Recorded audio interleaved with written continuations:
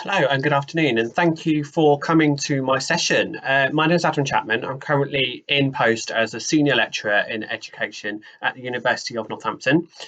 Previous to that, I've worked in FE as both a curriculum manager, a course lead, and working in pastoral leadership with young people with behavioural issues and mental health difficulties. So my session today is really focused around my recent and real deep interest in developing pedagogy within further and higher education. And as a consequence, I just wanted to share with you a couple of ideas that I had and a success story, as it were, to really see how social media can really be used as a tool to enhance learning opportunities within the 16 plus age range. And I'm focusing specifically in FE and HE. So for those working with sixth formers, this may be appropriate. As a result of that, I just wanted to share with you a couple of ideas that I had and also just share how it worked for me and really spark some conversations around the appropriateness around um, using social media, kind of using some of the research that's available to us to really enhance the curriculum in a time where education is really going to be shaped differently as a result of the COVID-19 pandemic. So just to kind of go through some of the recent kind of structural differences and also developments over time and how pedagogy has been shaped really is that social media really is seeing a takeoff, as it were, in terms of how social media is used to really enhance learning opportunities for the 16 plus age range.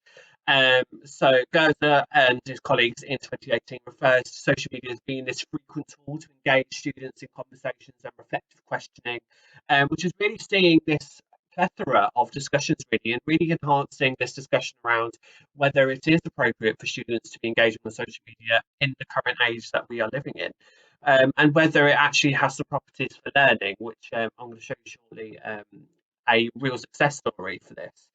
And the education sector is really adopting social media as a way to navigate institutional needs. So whether that's promoting, marketing, whether that is kind of sharing information very quickly for parents, carers, etc., and to students as well. But also, but Twitter can also be used to support the connecting and networking that is so necessary in the digital age that we live in. And as a result of that, and as pedagogy is shaped towards work readiness and work placements and needing students to be work ready, networking and developing a professional identity has never been more needed. And as a result of that, this has really developed a need for questioning around pedagogy and whether actually the tools that are readily available to us, whether that actually does enhance the curriculum and whether students can really engage with this.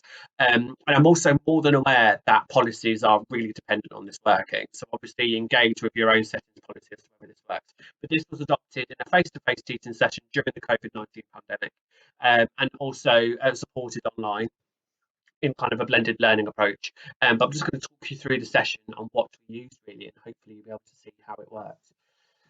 So what we did is that we engaged with a hashtag on Twitter called PDT1076, which was the module code. And as a result of that, I was talking to a group of students who are currently engaged within the education sector as both early years practitioners and teaching assistants across the spectrum, really, from kind of nursery, primary school, secondary school, to a really broad range of ranges. And also we had students engaging with young people with specific learning needs as well. And the focus of this particular session was engaging them in online identities and whether they needed a professional online identity as well as a personal one. And we questioned identities and what that might look like and whether we have different identities as we navigate our day-to-day domains. And what I'm going to show you today is how we use Twitter, we use Mentee Word Cloud to capture learning within this specific subject matter.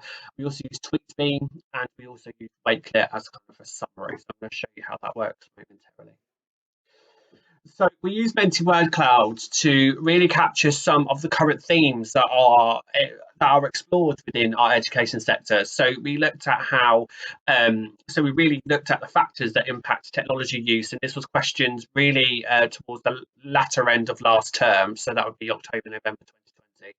And as you can imagine, being educators ourselves, we understand that resources, funding, training, understanding, confidence, all of these natural themes come up. But this was a really good referral point. And as you can see here, I've saved this from when I used it all the way in October to really use this as a conversational point to really enhance and kind of promote discussions on Twitter. And as you can see here, I've anonymised the students here, and you can see their engagement throughout the session, and I encourage them to tweet during specific periods of the session. So when I was asking them to start reflecting, I encouraged them to engage in communities of practice such as EduTwitter, EY Tag Team, kind of EduTalk, those kind of communities where there are lots of like-minded professionals looking for engagements and discussions. And these students, many of them had never engaged on Twitter before.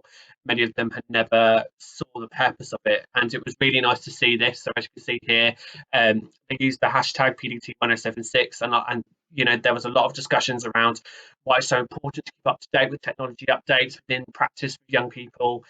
Really interesting sessions today, and also finding a hashtag on a map. So for those who may empathise with that, could see how that might be an issue. But also it was really nice to see how students could understand the need for a professional identity, and using Twitter was a really good way of doing that. But also Twitter can be used in so many different ways. So it doesn't necessarily have to be about this topic in particular. You could talk about anything related to the curriculum and give students a module code or a specific code that doesn't get mixed up with any other conversations that are ongoing. We can get them engaged in the curriculum in so many different ways and get them reflecting, but you can also capture it using something called TweetBeam. And TweetBeam is a tool where it captures live tweets during the session. And what I did throughout the session is that I had TweetBeam live, and as students were contributing to the hashtag, they all came up. So you could see the engagements that were live, and they were engaging in the discussion, which was such a powerful tool. And as a result of that, this has continued to see an enhanced response to Twitter throughout the curriculum, really. And as a result of this, Twitter was used as an effective way to engage students in reflecting and connecting with professionals within their own communities of practice. And I mean, this would be an appropriate topic for 16 pluses, really, but also bear in mind the policies for your own institutions, as I've already said. But learning was captured upon, and students are still contributing to the hashtag today. We are talking to them about how technology can support and transform the curriculum. And as someone who's really passionate about technology, this really did enhance the curriculum in a number of ways.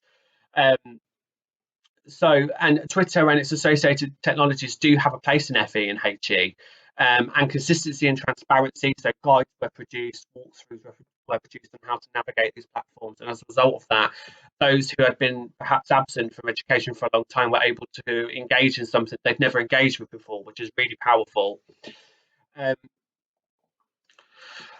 So I just wanted to capture the use of the Wakelet here. So I signed up for it for free, you don't have to pay anything. And the topic here was to capture the learning and the contributions to the overall topic.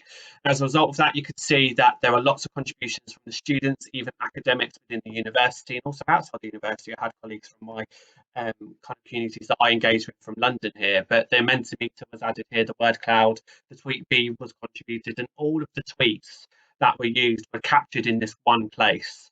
And this was a really good way to refer to when students were engaging with the topic and engaging with thoughts around identities, and how perhaps sociologically there needs to be a rethink around how technology can be used to really transform the curriculum, but also think sensitively and particularly around how young people, particularly in this constituency, perhaps have issues around accessing technology and how we can do that and how we can support that. So for me, it was a really powerful discussion to have, and to capture this in one place using so many different mediums of technology was really thoughtful and real success story, really sensitive approach taken by our students here.